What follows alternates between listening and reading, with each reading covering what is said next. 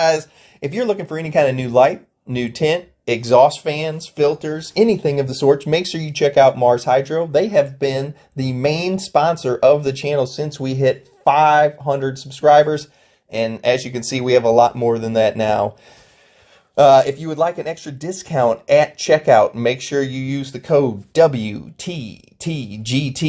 It doesn't matter if you do capital letters, lowercase letters, whichever. Any of them will work, but you have to use the link in the video description below and then put in the code at checkout, and it will give you a nice discount at checkout. Who doesn't want an extra discount?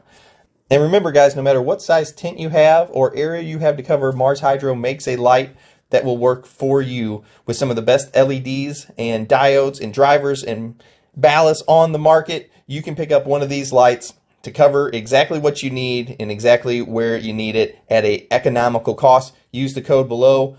Woo! What's up, everybody? Welcome back to the Grow Tent. We got a fantastic episode for you today. Today, we're going to be talking with Brian. He was the winner of the Welcome to the Grow Tent contest. We're going to be talking to him today about who he is, his channel, his Instagram, how you could get in contact with him if you like the type of plants that he grew. He used some fire genetics, of course. I don't know where he got them from, but I imagine really cool guy, whoever he got those genetics from.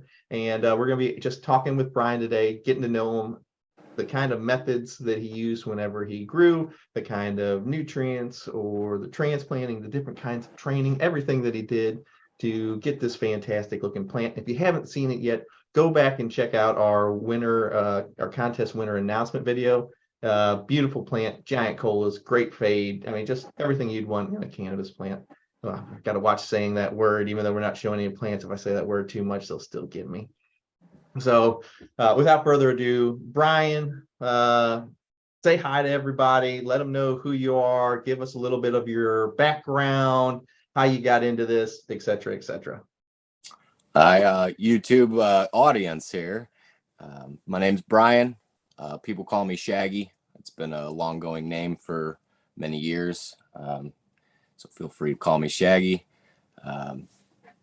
How I got into growing, or how I got into how you got into growing. When did you first come around the plant, and then when did you transition from buying it, like we all pretty much start out buying it from either a plug or wherever we were get it from, quote unquote, back in the day, and then when did you transition like over to growing it yourself? I started using it at a very young age. I was like 14. Yeah. Did the whole adolescence, through high school and stuff, consuming, and got into growing actually not that long ago. I had a 10-year hiatus of not consuming and such for technical reasons. Yeah. Under the thumb of our big brother over here. So I'm glad we're at a place nowadays where it's a little more accepted, and we can do this a little more openly, and super pumped to be a part of it. The whole community is a wonderful community, and I really didn't start full-time growing until about 2 years ago. Okay. I've done gardens, I've tried my hand at like doing guerrilla grows out at the creek, throwing seeds out friends' windows, and you get volunteers. Nothing ever serious, nothing ever successful until my mid-20s. Okay. And I had my first harvest I was in Arizona at the time, and it was very satisfying, very fulfilling. So I decided, this is going to be something I'll do for the rest of my life. I'll always have plants. I got the garden in the backyard. I got the house plants in the front room. Might as well grow my own medicine instead of spending the big bucks at the dispensaries. Yeah.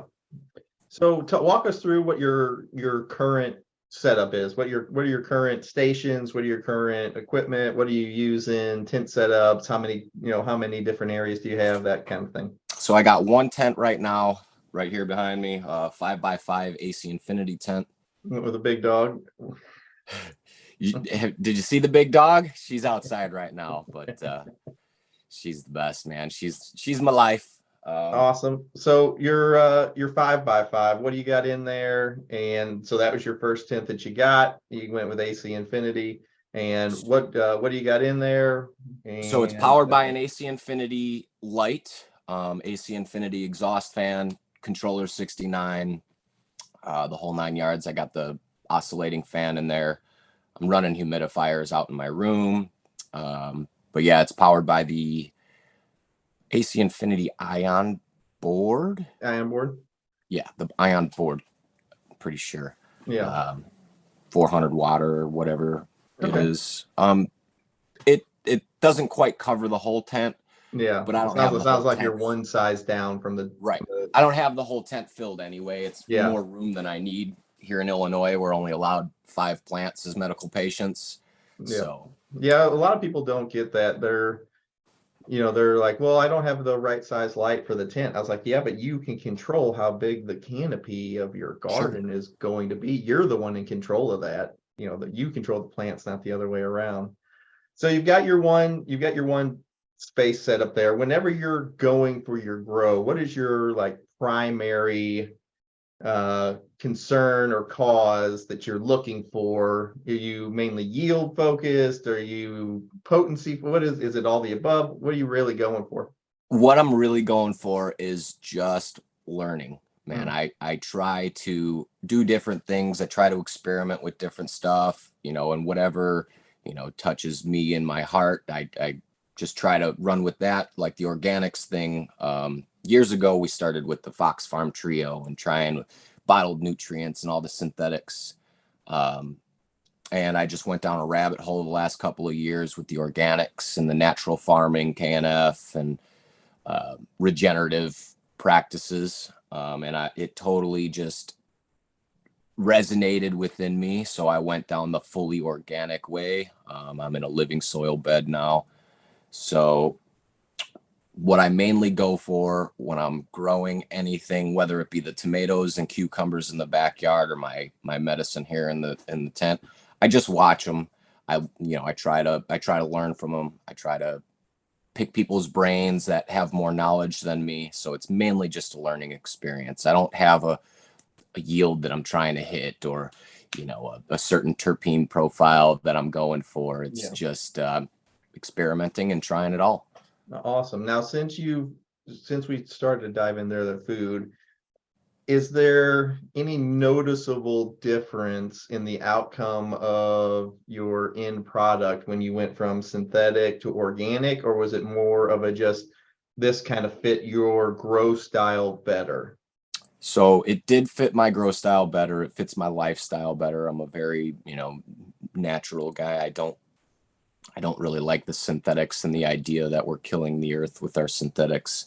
But I would say my quality improved when I went to organics, but I don't feel like that had anything to do with transitioning to organics. That's just me growing as a grower. As a grower, I've gotten better over the last couple of years, and hence, I learn more with the plants and what they're asking for and what they need and what they want. So when I moved to organics, my product got better, but that doesn't really reflect, going to organics. So I think I find when you're comfortable with the system that you're growing in, I think you'll naturally get better at reading the plant. Anytime you're more comfortable, more relaxed whenever you're doing this, I found that to be probably one of the biggest benefits of increased yield, quality. The entire gambit was just your comfort with the system and how well it pairs with you as a grower, more than the actual system that you were choosing. So now that you've got, how many grows is this now? How many grows into your growing life? It was the contest winning plant, because you're still relatively new, correct? Very new. Very new. Like I said, I've been doing it since I was a kid. Yeah. But unsuccessfully and just experimentally. Yeah.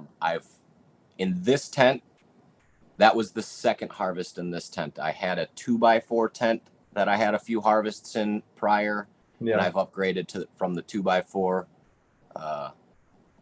Plug for your sponsor, Mars Hydro SP3000. powered that 2x4 tent, and it did fantastic, and I loved it. My buddy's got it now. He's got a couple of autos going in his room. Awesome. So when I upgraded to the 5x5, I, got my friend into, hey man, just do it, just start going, and he's loving it so far. So is your current setup with the 5x5, are you pretty happy with that amount of space, or are you going to be looking to like expand in the future, or what is kind of the game plan? Are you like, well, 25 square feet is a ton and that's plenty for me now? It's more than enough for myself. But like I said, I would like to dive in deep and do this more on a professional level. Here in Illinois, it's very difficult to obtain licensing. You need to have a lot of money. You need to know people. So in Illinois, we're allowed 5 as medical patients. It's not really enough to do what I want to do, either, go down the breeding aspect of it and start coming up with strains, or start entering cups and doing pheno hunts. And, it's just not enough plant count. It's more than enough space. I don't have the plant count. So as you guys right 5 now, total then in your state? Is it 5 total, like for everything, seedling, veg? Doesn't matter how big, doesn't matter canopy size, square footage wise, it's just 5 plants. And I think they consider a plant anything over like 6 inches, maybe. Okay, so you could have like 5 plants and a couple seedlings. Exactly, and and that's how I do it. So I usually run 1 or 2 photos, and then I supplement a few autos in there, and I'll have a few harvests of autos. And while the photo is finishing up, and I'm periodically planting new 1 or 2 auto seeds just to fill that last plant number and fill in some extra space. So the 5x5 works. It's enough space. I would like to get another tent and have a mother and start taking cuts and start keeping backups of everything and doing pheno hunts. It's just not really in the books right now. Yeah.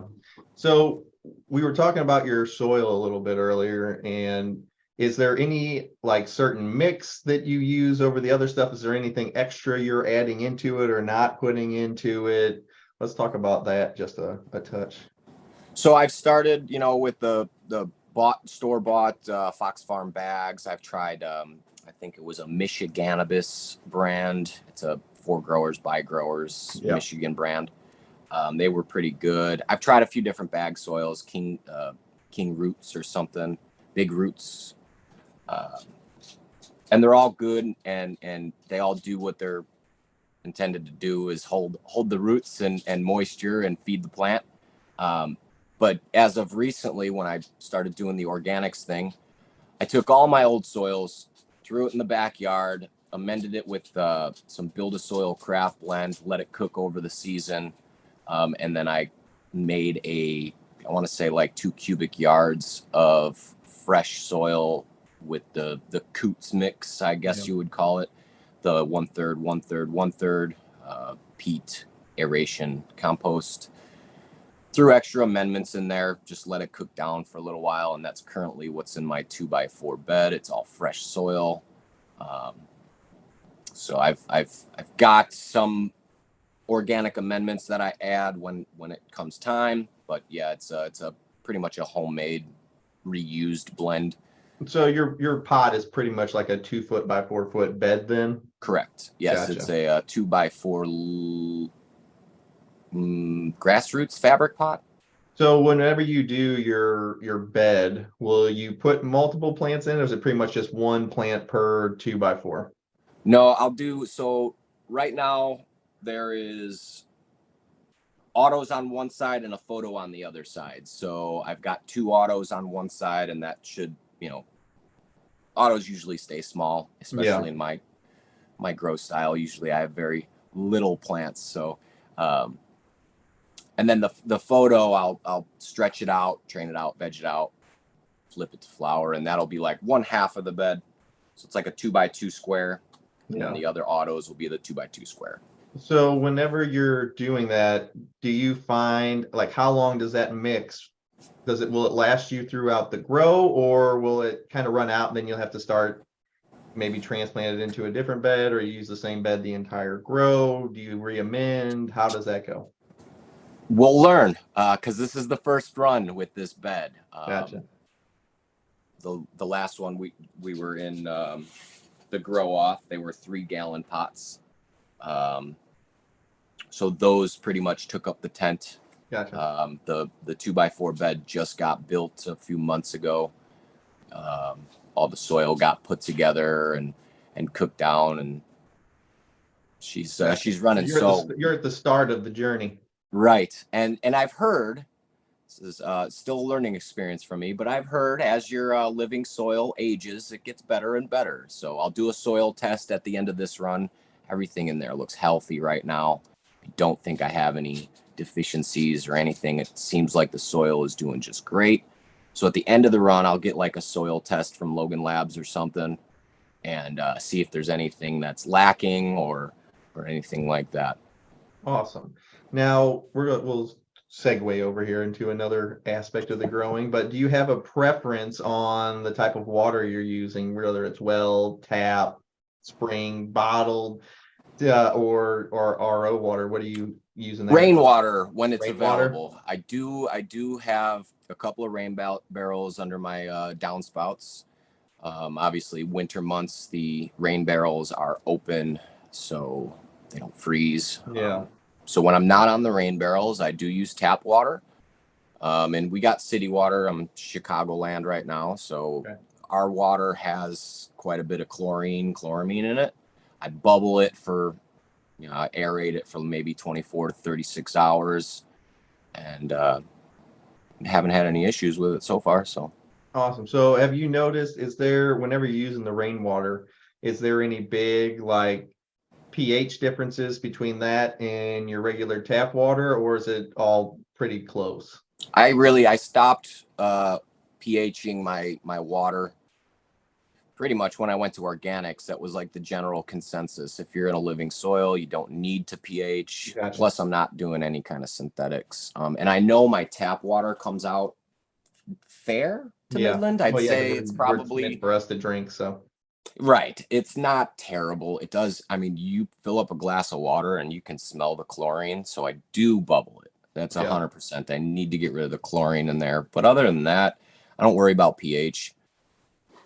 Gotcha. We just talked about pH, but do you monitor your ppm, your EC, your values, anything like that? Are you typically aiming for a number? This would be more for whenever you're in the pots rather than the old soil mix versus the pots. But were you paying attention to that stuff at all, or how were you handling it? A few times I have a Blue Lab truncheon PP or the EC meter, whatever it is, the Blue Lab. And I measured it a few times. Yeah, dude, they were. It was ridiculous. And it's like, is it really necessary if you're doing organics? In synthetics, I could see that, Yeah, you can get ahead of yourself real quick with synthetics. I had a couple people that I was talking to this past week, and they were just reading the bottle wrong. Luckily, it was only CalMag that they were reading, but they were reading the instructions for a foliar feed instead of a soil drench. So they were putting an entire ounce of CalMag per gallon of water instead of 3 to 5 milliliters per gallon of water. And they're like, we're getting like 10,000 ppm readings. I was going to say, you're in the thousands. I was like, something is happening here. It was like, we got to figure it out. I was like, send me a picture of the bottle. They're like, right here. See, it says use an ounce. I was like, an ounce. And I looked, I was like, oh, we're doing, you guys like, that's the wrong one. I'm like, you're looking at the wrong one. Yeah. So I mean, it's little things like that can mess up new growers. They just happen to read the wrong section, and so they were adding it incorrectly. And it was like one of those things that was making me scratch my head repeatedly for like 2 weeks. So I'm like, how is this happening? How are they getting? I've never even heard of bags of soil like being this hot, because they're like, everything that they were saying was right what it was supposed to be. Like, yeah, we're just doing this, we haven't fed, we're just doing this. I'm like, this doesn't make any sense. I've never even How are you at 10,000 ppm? I know. I was like, I've never even heard of bags of soil being this hot, and I was like, I don't get where these numbers are coming from. And it was just one of those things where it was just I went through their information one at a time, and then I was finally like, just send me the pictures of whatever you're giving. And they're like, yeah, we're doing this, and here's the instructions. I'm like, all right, got it. I was like, there it is. I was like, right there is where we're messing up. That's why we're getting 10,000.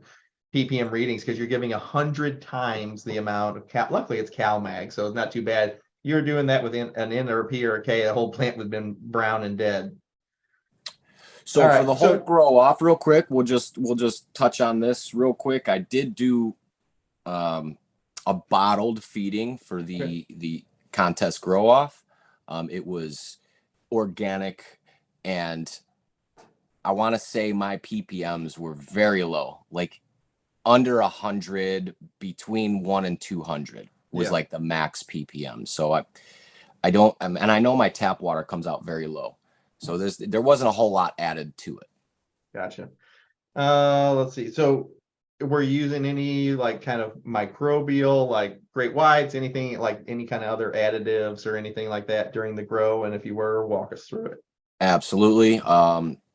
Transplant always with mycorrhiza. I got Dino Myco right now, and that seems to be doing really well. I've tried Mycos or Azos, Mycos, I think it was. I've used, let's see, on the cash plants, I was doing the Rootwise. They have two different microbial inoculations. There's their Rootwise Microbe Complete, and then they have one that's more geared towards flower. It's called Rootwise, I want to say Bloom. I don't remember. But they have something FOSS. Anyway, their microbe line has two different cultures of microbes. So I did use Rootwise. One for the beginning and then one for flower. Correct. As soon as I flipped to flower, I went into the FOSS microbes. Phosphorus, I'm guessing. Apparently, it's supposed to the microbes that were cultured for it are more geared toward processing the phosphorus rather than. Gotcha. That's awesome. And then how often were you giving it? Every watering, every transplant, every other week? How were you applying? So the mycorrhiza was just during transplant. The Rootwise was every other watering. First couple of waterings, I went heavy for an inoculation. And then as soon as you get them in there, they're there. As long as you don't dry back your soil too much, they're reproducing. So it was every other watering on a very low dose. And so were you adding anything to help them out? Blackstrap molasses, kelp, anything of the sort, or just letting them go? I have a enzyme elixir. There's no sugars in it. It's just enzymes. But they're in the, let's see, I'm pretty sure there's already added sugars in the Rootwise mix. So you don't have to add molasses. You don't have to add sugars for the microbes to eat, because I'm pretty sure it's already in their bag. Awesome. That's awesome. How much, as far as environment goes, how much thought are you putting into it? Is it super strict? I just got the 10-minute warning for our episode. Okay. Like, unless you pay, you've got 10 minutes left, which is good because we're about 3/4 the way through the list of questions anyway. So we'll try to burn through them then. So environment, I am trying my best to get it dialed in. I know there's things that I can improve on, but I'm not super strict. Like, it's in my room. I live in here with my dog. So gotcha. I always like to say, if you know you're comfortable, they're comfortable. So. Exactly. Awesome. So do you supplement it all with CO2, or you pretty much just, being in your room, you are kind of supplementing it with CO2? Exactly. So anytime you're in there, what I've noticed, I've had the little readers out before, but if I'm in there and I'm like doing calls or whatever, my CO2 in my room would go from, like, normally it sits around 700, but if I'm in there talking, it'll climb up to 1,000, 1,200, 1,300. I talk a lot, so it will climb pretty substantially. And now half my room's filled with snakes, and the natural levels of the CO2, because I've got 75 ball pythons in there. So the natural level of the CO2 has climbed from 700 to just under 1,000. Wow. I have all the snakes. That's wild. Breathing. I was like, this is literally the perfect combination ever. Hell yeah. I was like, what's the secret? Well, you put 70 snakes in the room with your plant, and it's going to naturally raise Just up the have a bunch of, CO2. you know, But I tell you what, lizards and regular geckos and CO2 would snakes be and stuff. cheaper. Also, my furnace is right across the hall here, so I'm sure that adds some kind of CO2. Gotcha. What for your plant looked fantastic. Once again, guys, if you haven't seen his plant, go check it out on the other video and the contest winner video. The canopy was even, the colas were big. It's what a canopy is supposed to look like. It's not supposed to be 6 to 8 inch tops. You had big tops all the way across. They were nice and even. Everything was uniform and correct. So what kind of training methods were you using to accomplish keeping everything level? So I had popped 4 cash beans and I trained all 4 of them differently to try to get some variance because I knew this was a photo-based contest and I wanted the prettiest ones. So the one that won, my winner pick, was like a high stress super crop, I think, where you break the stem. Break the stem, bend it over. I didn't top it. I did some defoliation. It was more high stress training where you're breaking the branches over and bending everything out. That's what I try and tell people a lot. I'm like, listen, it's just like when you're building muscle. Do you build muscles sitting on the couch doing nothing, low stress training? Or do you do it when you go to the gym and you tear the muscle apart and it hurts the next day? Exactly. I was kind of figuring you were going to say you're using some form of high stress training. So not too much of a surprise to hear that from me. Does low stress training work? Yes, of course it can work. But is it the best? I believe it. I'm a big firm believer in high stress training. Did you do anything, or have you had any problems where you needed IPM, your internal pest management? Have you had any problem with bugs, or what do you kind of do to kind of deter them from coming? So I got a pretty strict thing where it's once a week. I have a rotation of different oils. I actually just sprayed neem last night, and it kind of still smells in here like neem, but it's quite all right in my books. Yeah. So I do peppermint, I do cinnamon, I do clove, I do eucalyptus. Natural. You're doing natural kind of stuff. Yeah. No insecticides, pesticides, or nothing. Just oils, a surfactant to make sure it covers the leaf area and stuff and such. Any diatomaceous earth, anything like DE, that? If I'm having issues in the soil, I'll just sprinkle some diatomaceous earth. Like this is a fresh, brand new bed. I've got some fungus gnats, but that's to be expected. Yeah, of course. They haven't gotten out of hand. If they get out of hand, I'll do some diatomaceous earth and such. But yeah. If let's say your neighbor or somebody that you just meeting you, what kind of tips would you have for somebody that's brand new to this and was looking to get into growing their own? They're tired of paying the dispensary prices. They're tired of meeting up with the plug in a parking lot or some strange apartment, and they're ready to grow their own. What was the first few tips you would tell them? Start with a decent light. That's pretty much the heart and soul of your grow. Start with a decent light, decent genetics. I mean, don't use bag seed. Get some known genetics, something that you know is going to produce decent, and just get into it.